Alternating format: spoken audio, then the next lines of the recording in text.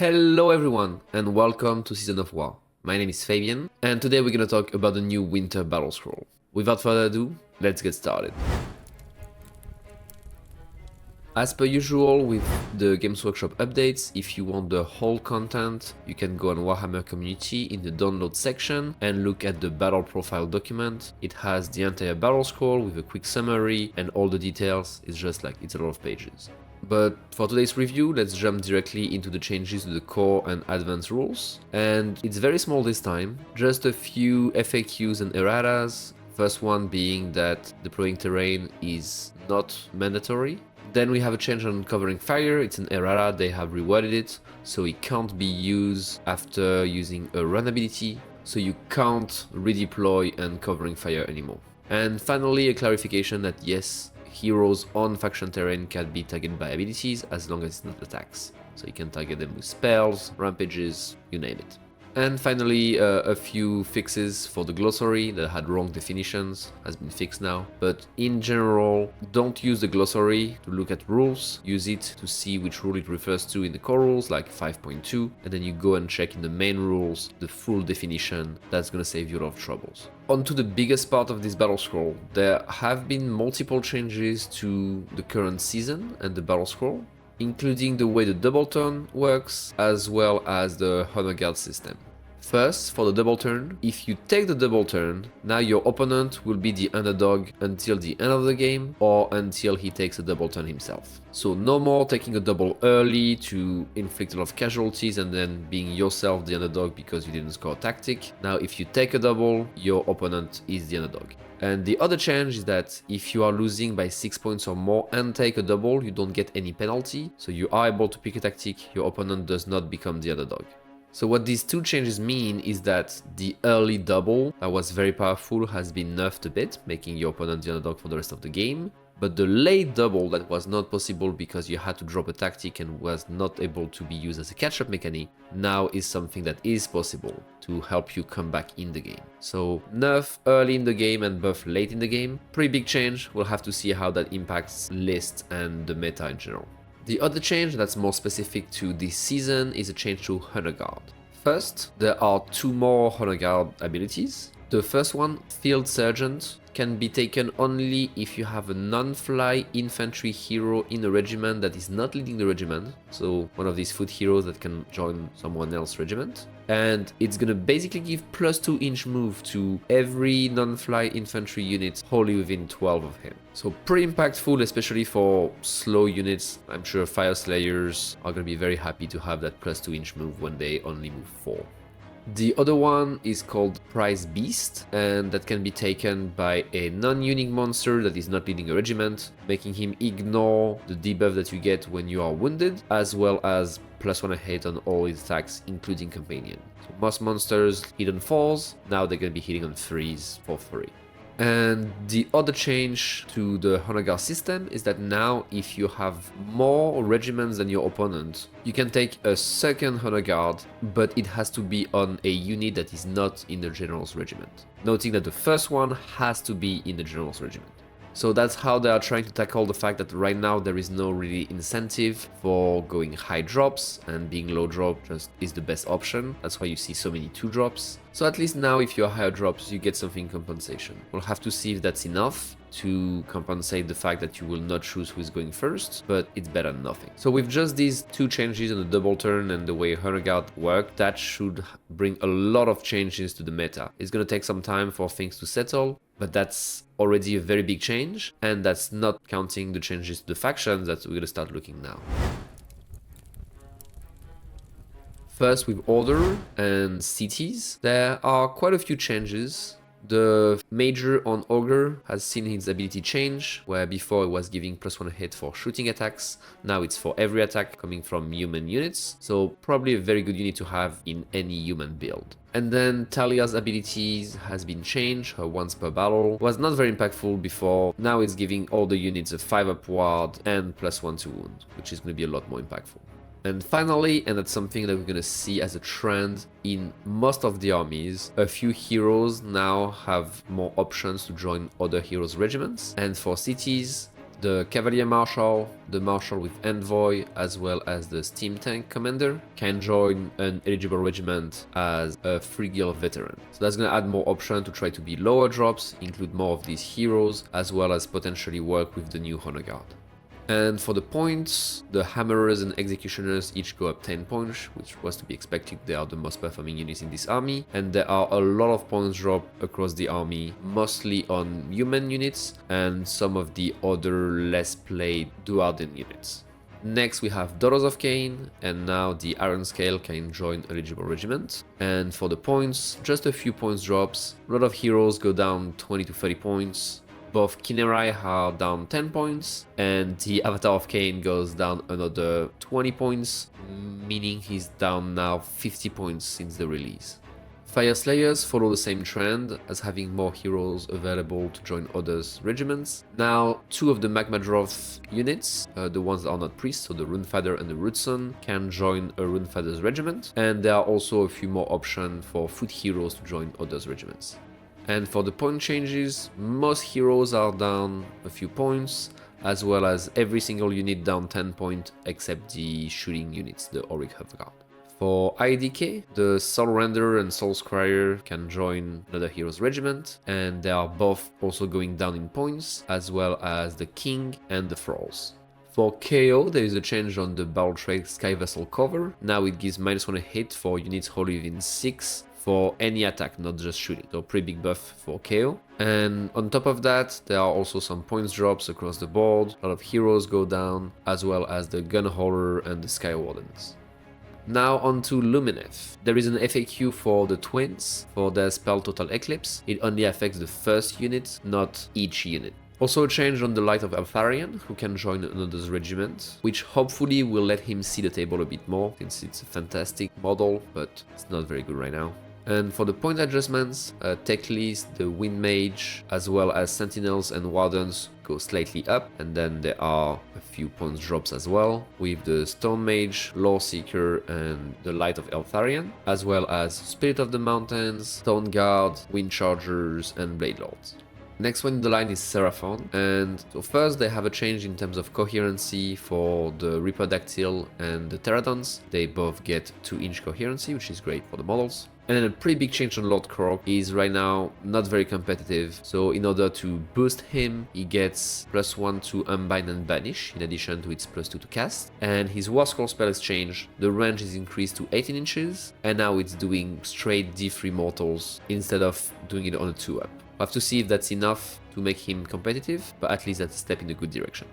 For the points adjustments, the Star Seers and the Owanshi's with Bolas, the one that make -1 dice to charge, go slightly up. And then there are some point drops. All the big heroes and monsters go down 40 points, and then the other big monsters like the Bastiladons and the Engine of the God go down 30 points. And then there are some smaller points drop as well on like the Astrolith Bearer, Skinks, and a few other units. For Sylvaneth, there is a small errata on the battle trait that heals. That says now like any Awakened Wildwood instead of a Awakened Wildwood, so you can heal around all your trees and not just one.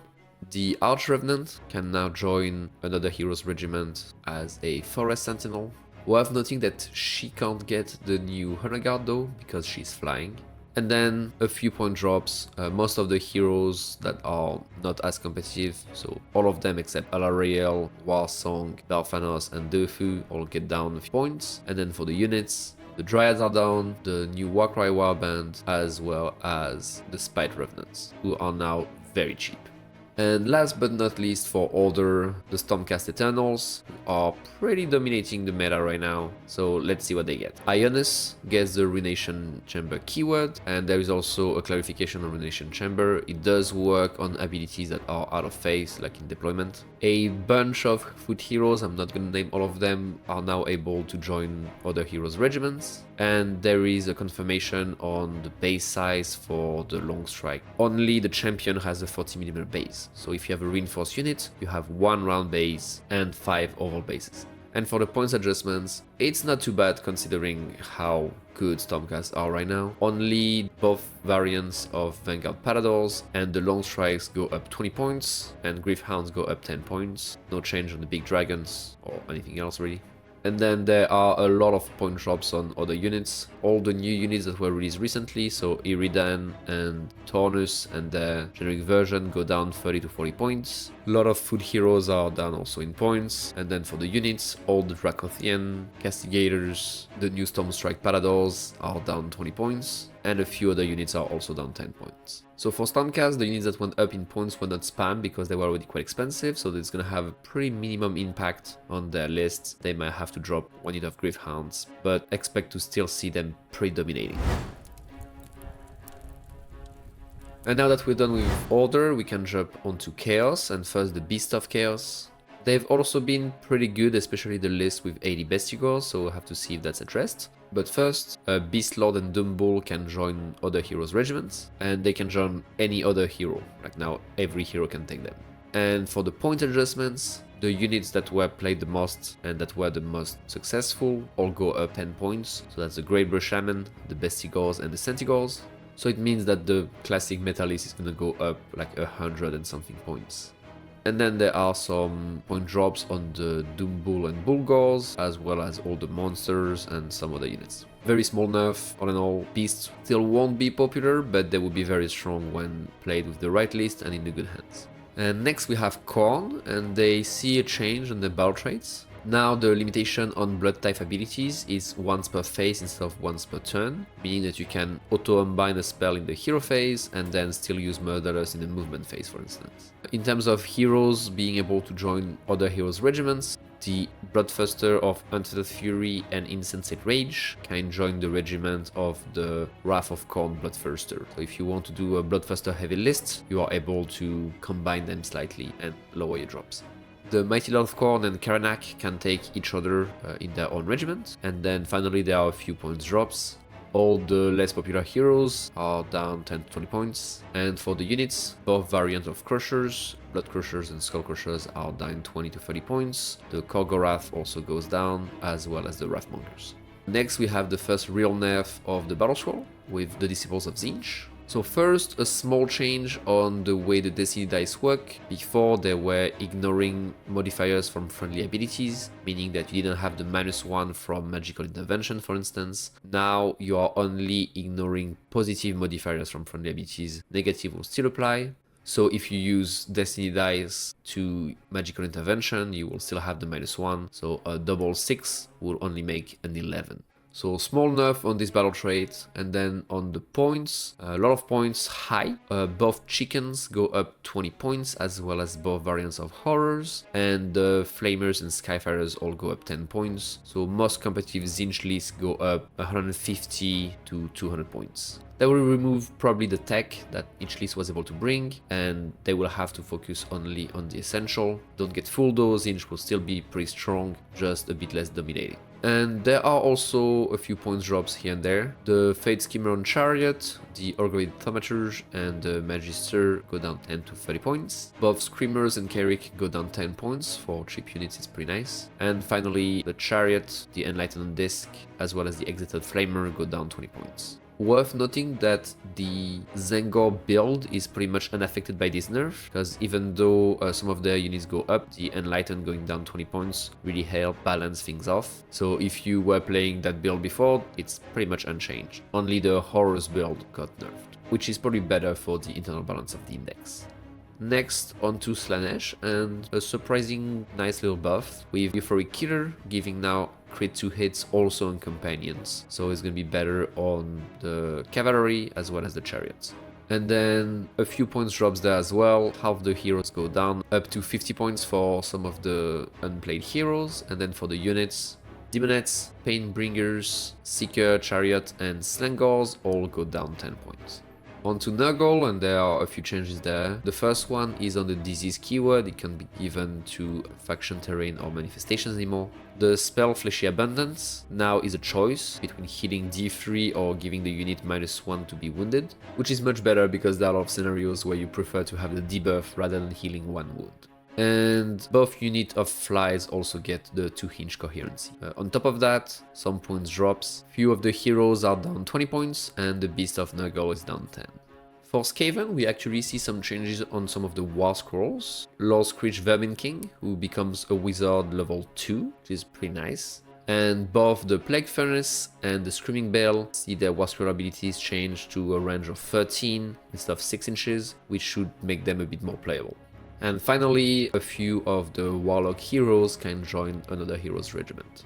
For the points, with no surprise, the Rattling Guns go up 20 points, but that's the only point up, and then there are quite a few points drop, with half the heroes going down 10 to 50 points. All the war machines and monsters going down by quite a lot of points, like between 20 and 40. The Globadiers down 30 points, which is pretty insane considering how cheap they are now. And finally the Storm Vermin going down 20 points, so hopefully we'll see them a bit more rather than seeing a lot of Clan Rats and sometimes some of the Plague Monks. Especially with their new models, that's gonna be pretty sweet. And for Slave to Darkness, not too many changes considering they just got a Battle Tome, but still a few of the heroes can join some other heroes' regiment. There is an update on the base size for the Chaos Sorcerer Lord, it's now on a 40mm base, so if you have an older model you might have to rebase it. And then for the points, a few points up, the Exalted Hero, the Furies, the Raptorix and the Vanguard go up 10 points. And a few of the Warriors heroes go down, and most of the Dark Oath range go down in points quite a bit for some of the units, especially the Marauders, who are now pretty cheap for the number of bodies you get. So we might see some builds that look a bit like old zombies with 160 of them. Very exciting. And next we have the Flesh Eater Court, and I don't think it's delusional to say that they have the biggest glow up of the Battlescroll. They get a new trait, that is their old heroic action basically is gonna give to one hero the ability to roll a number of dice equal to the effect unit who live in 12, and for each 5 up it's gonna get a noble deed point. So another way to get noble deed points in addition to the terrain and the cardinal without having to do any casting, chanting or fighting.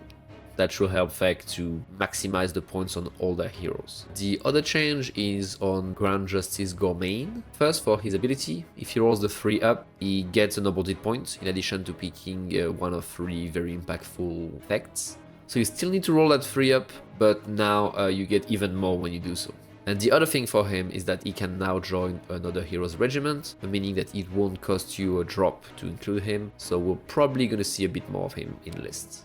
And for points drops, pretty much every single unit in that index goes down in points, from some pretty high values like Usharan going down 30 points, the Zombie Dragon and Terrorgeist going down 40, and then like all the units, the Ghouls are going down 10 points, Morbek Knights 10 points. All the lists go down at least 100 points, and on top of that they also get a new battle trait. So yeah, Merry Christmas Fek enjoyers, it came a bit early for you this year. Next we have OBR, the third army that was redominating the meta recently with Stormcast and Tzeentch. And they got a nerf, probably bigger than Stormcast and a bit smaller than Tzeentch. But before going to the nerf, let's go to the buff part. The Harvester ability has been changed. It now gets points when there are models dying in a unit within combat range rather than just models being within combat range. So should be a bit more playable. And to be fair, that's what it should have been from the beginning. Then Xanthos, like the Lich Cavalos, can join another hero's regiment. And then for the points, Catacross, Nagash and the Cavalry Death Riders all go up 20 points. And OBR being quite elite, it's gonna have a decent impact on their list building. And then also the Theoretic Cohort go up 10 points. On the other hand, the Bone Shaper, Soul Reaper and the Stalkers go down 10 points. And the Harvester, on top of having his ability being buffed, also goes down 20 points. So OBR got a treatment a bit similar to Stormcast, with 20 points on the most powerful units. The difference being that the Death Riders were spammed quite a bit, so the impact on the list will be bigger than Stormcast. So decent enough for OBR, have to see if that's enough for them to drop down the podium, or if they will still be a threat for the meta for the next couple months. Next we have Soulblight. They now have 2 of their heroes, the White King and White King on Steed, that can join the regiments of the Mortarks basically. And they also have quite a few points drops. A lot of the heroes go down, as well as the Askergan Trueblades and a few other units. And also both variants of monsters, the Terrorgeist and the Zombie Dragon, go down 20 points. Next we have the other pretty big nerf of this Battlescroll with Nighthaunt. The first part is neither nerf nor buff, more side grade. The command Discorporate to give a 5 upward. Now it's changed to any hero phase and it lasts for the turn. On one hand it's better because that means that you're only spending 1 CP to protect a unit like the entire turn. On the other hand it gives you less ability to react, so you have to anticipate a bit more. Otherwise, 2 of their heroes, the Spirit of Man and the Tomb Banshee, can join other heroes' regiment. And then for the points changes, that's the biggest points nerf that we see in this battle scroll. With Ragnar, the Executioner, the Blade Geist, and the Hexwraith all going up 20 points. Aurak, the Guardian of Souls, the Knight of Shroud on Steed, and Lady O going up 10 points. It makes all Nighthaunt competitive list go up basically over 200 points. On the bright side, the other Knight of Shroud and Kurdos go down 10 points, and the Black Coach is down 20. So yeah, another pretty big nerf for Nighthaunt. They were still pretty strong, even though they were a bit less dominating at the top tables, they still had very good win rates. Just a very strong army that was maybe a bit too point efficient. So we'll see if what's hopefully the final big update is enough to bring them where Games Workshop want them to be. Finally, we have Destruction for what is a longer video than expected. Small change on the ability of the Loon Boss on Mangler, where it gives now +1 hit instead of +1 wound. Again, a few heroes can join other heroes' regiment. And for the points adjustments, the Trog Boss, the Squig Herd, and the Squig Boss go up in points. And then there are some point drop for all the other variants of Loon Boss, the Wet Spinner Shaman, all the Ragnaroks are down 20 points. Fanatics also go down in points, as well as the regular Mangler. For Iron Jaws, quite a few of their heroes can join other heroes' regiments, whether it's like food heroes or the pigs. And for the points, it's point drops with all the big pigs going down, as well as the Mokroshas who go down 40 to 50 points for Gordrak. Again, with Cruel Boys, a lot of the heroes can join other heroes' regiments, whether it's small food hero or some of the bigger monsters. And there are also a few points drops here and there. Worth noting that we should get a Battle Tome soon for Iron Jaws and Cruel Boys, so that's probably when they will see a bit more changes. Sons get some pretty decent changes with their Gargan charge not being a rampage anymore, so it's automatic now. For every Gargan that charge, it's going to do some mortals to everyone around. You don't have to pick it. On top of that, all Megas get extra attack on their Stomps, and one of the variants, the Beast Smasher, also gets one more attack on its big weapon. And finally, all the Man Crushers go down 30 points. And last for our factions today, we have the Ogre Tribes. There's a change to the battle trait for their charge. All monsters get +2 to the roll, so they can't fail and they're gonna do more mortals, between 3 and 5 mortals. Also a change on the prayer law, where the prayer value for the regular and enhanced effect has been changed to 4 and 8, so they've been lowered. And finally, again, as most other factions, some of the heroes can join other heroes' regiments. For the points, a few of the hood heroes go down in points. Noblars and Gluttons, even though they had been raised very recently, now go down in points. And then you also have Gorgers, Yetis, Iron Blaster, and Mournfang going down 20 points. So Ogres went from a very good army to a very bad army. We'll have to see if that's enough to push them back up to being a decent army. So we're done with the factions, but for the first time we'll also see some adjustments on some of the regiments of renown. Some would say finally. All the Mega Gargant's mercenaries go down 30 points. Gotrek, Lady Olinder's regiment, as well as Ushoran's regiment also go down. And as was expected by everyone, Kalis and Toll, the saviors of Cinderfall, go up, and they go up 40 points. That's it for today. Obviously a slightly longer video considering the Battlescroll was pretty big. As expected, it's the half season Battlescroll. So a lot of things, a lot of changes on the armies, but also on the season rules with the change to the double turn as well as the new Honor Guard. It's going to be interesting to see how things evolve after that. Are we still going to see a lot of armies just playing very aggressive and pushing for that early double?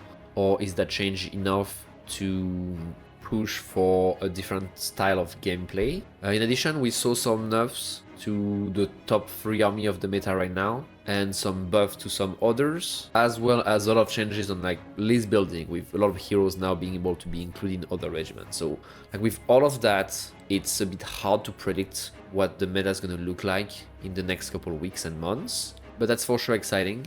Please let us know in the comments below what your thoughts, what you're excited to try, what you think is going to be strong, and we'll see you in another video.